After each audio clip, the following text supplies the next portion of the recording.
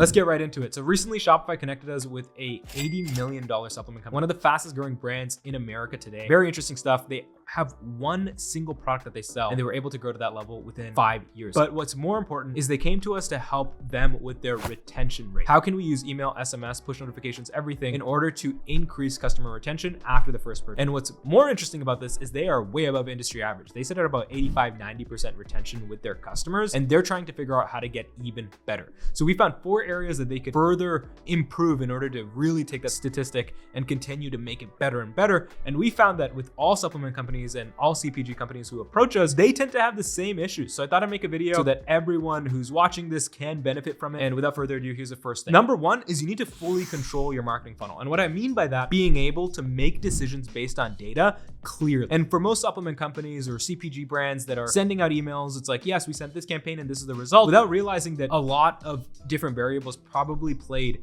into why a customer bought at that certain point in time. So what we did to solve for this is they had a 90-day automation after a customer purchased, where you were able to send an email explaining how the product works, why it works a certain way, and really educate and nurture the customer for 90 days. Now, the thing they needed to improve was actually isolating people in this automation, which means after they enter the automation, having it so that customers are no longer receiving any outside noise, and all you're doing is making sure that they only receive these emails. And you might be asking yourself, why does that even matter? What you're able to do if they're only receiving that flow at the time after they made a purchase is you can identify which campaigns drive the most conversions without external help. So I can look at 5 weeks into this post-purchase automation, is this email driving a second purchase or not? And based on that, I can see and determine how the flow needs to be tweaked just by being able to have that view. And that's truly how you drive incremental revenue. To that point, what's also really, really important is being able to identify customers who have just purchased within the last 90 days, actually making sure that they're not getting offers like, you just bought, but here's another 50% off our product, because then you're training customers to just buy on discounts, which truly, truly deteriorates any CPG brand. We all know you guys can't lose more margin. The entire goal is make more profit, get more purchases.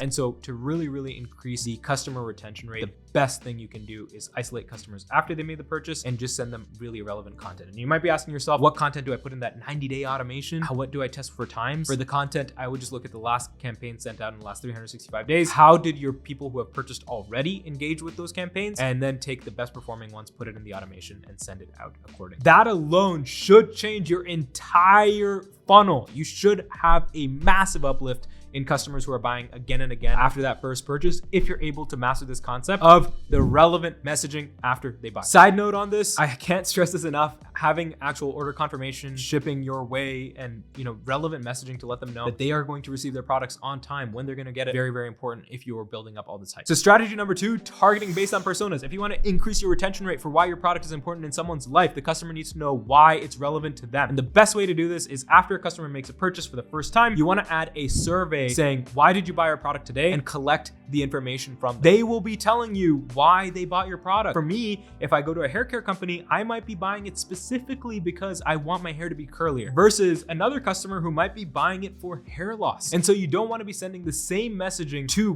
both different types of customers, because what's relevant to one customer won't matter to the other. And so if you want to increase your retention rate, you want a customer to stay subscribed to your product, or you want them to buy another product once again, you have to make sure everything that's being sent out to them is relevant. One of the biggest mistakes that brands make is by sending unrelevant messages, and they think, hey, well, this topic is still relevant to the general audience, without realizing that as a consumer of curly hair product, I might actually unsubscribe because I'm no longer getting something I'm interested in, and I might stay, purchasing their product, but you no longer have the ability to convince me when I do leave your brand that I should continue to stick with you because of the problems that you personally solve for me, even if it's the best brand out there for me. So you want to send very relevant message, extremely important, and you want to understand why the customer is there, and only send them campaigns, automations relevant to why they're there, and it's the best time to do so. Meta has Andromeda, and it's able to identify all these different personas that are coming to your website. Just take the top view, put that in your post-purchase survey, let them click one, and then you change the messaging accordingly. Number 3, this one's AMP email. It's very interesting. It's interactive emails. We do this for Apple Mail as well as Gmail. It used to be only for Gmail. I won't get too deep into that, but essentially what you can do is interact with email. If you have a subscription-based company, you need to send reminders to your customers saying, hey, subscriptions are coming up. You're about to receive your subscription again. You're going to be charged in order to stay compliant as a subscription-based business. A huge reason we saw a lot of our brands and this massive brand seeing unsubscribe is not because the product doesn't matter to them anymore, even if the product matters to me as a consumer, where, you know, I need my curly hair product every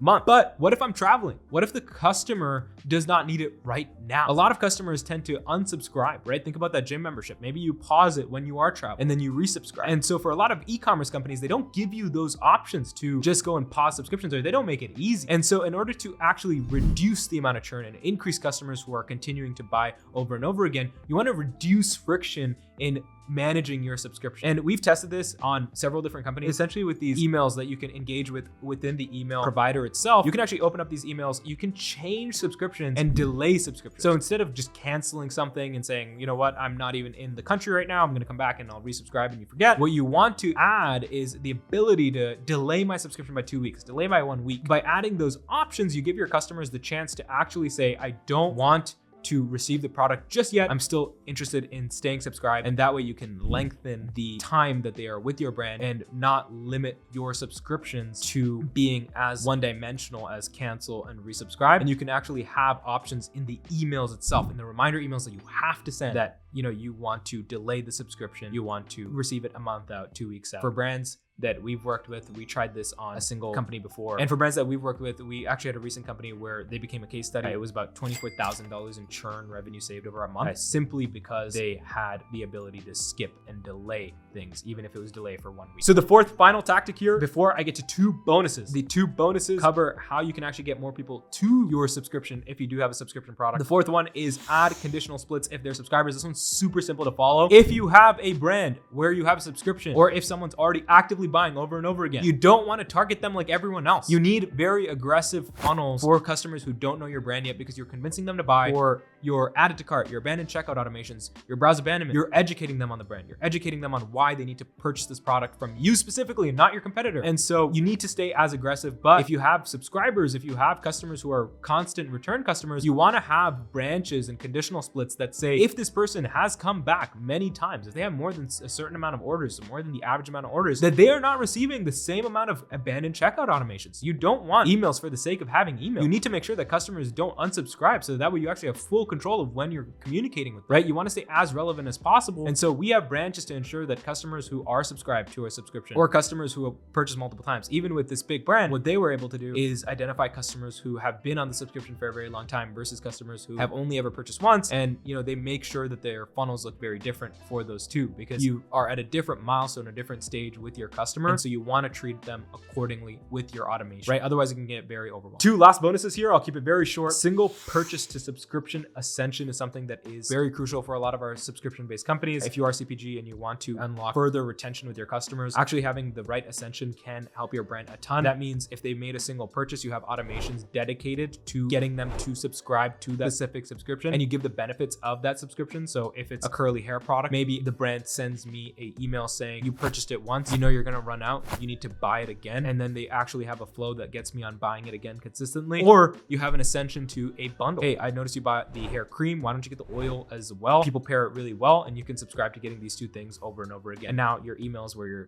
able to delay things will actually complement it, and people will stay for a longer period of time. And the last is persona back. So if you do have customers who have purchased a certain category of products, you don't want to be sending them the same thing as other customers. And so in this instance, if I love curly hair products and another customer is trying to make sure that they are not going bald and they're solving for hair loss, you don't want to be sending the same content to each customer. Because for me, if I don't care about hair loss right now, hopefully, essentially what's going to happen is I'm going to be uninterested, I'm going to unsubscribe, and you no longer have the control to tell me you should buy these other things, and further lose that retention rate because you don't have the ability to communicate with me anymore because you weren't sending me relevant message. We even noticed this with the large brand because they were sending campaigns to both customers and non-customers the same way. And so they had call to actions, and customers would read a very, very valuable newsletter, and then they'd see a call to action and they'd be like, why are these guys selling me? I'm subscribed for my entire family, right? And then at that point, you start to lose that brand equity where you just start to become the company that's always pitching, when really you're solving a major problem, and you want to keep that framing, you want to keep that positioning as a premium CPG company as well. So hopefully these methods were valuable to you. If you'd like to learn a little bit more about how you can apply these to your business, you can book a free strategy call with us with the link in the description. And if you have any questions for me, please feel free to drop in the comments. I'm happy to answer them right away.